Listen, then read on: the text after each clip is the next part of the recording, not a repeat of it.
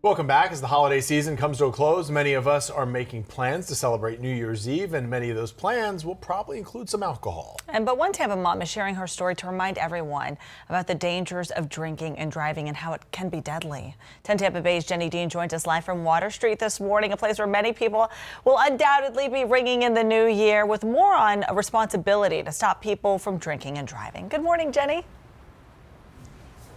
Yeah, good morning, Sarah and Jameson. There will be a lot of people out and around downtown Tampa and all the fun places to celebrate. And for so many of us, it's an obvious answer. You have a designated driver or you use some sort of taxi or rideshare services if you're going to be drinking and driving. But unfortunately, that doesn't always happen. I reached out to Sharon Hall. She's the program manager for Mothers Against Drunk Drivers of West Central Florida.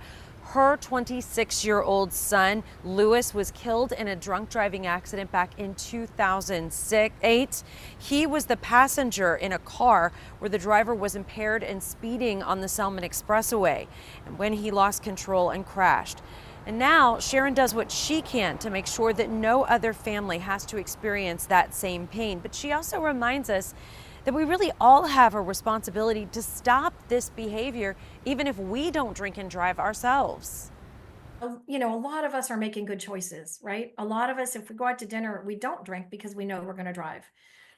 And so we feel like this isn't a conversation that involves us. But what if it's your family that gets hit by a drunk driver? So it does involve us. It involves everyone.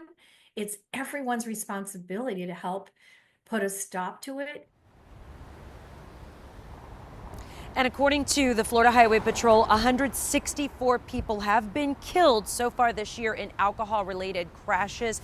Sharon says some things that you can do if you're having a party at your home. Make sure you're monitoring the folks that are there, and make sure if you see someone preparing to drive after they've been drinking, that you actually do try to stop them. You don't just say, oh, it's not my problem, because ultimately it is all of our responsibility. Now, I also want to mention the statistics that I just mentioned were just alcohol-related crashes alone. It doesn't include any other substances. And just a reminder to everyone that things like recreational and even prescription drugs can also impair your ability to drive. Sarah? Yeah, Jenny, we know Tampa Police planning a news conference later today to talk about how they plan to help keep people safe over this next holiday. Any more details that we have on that?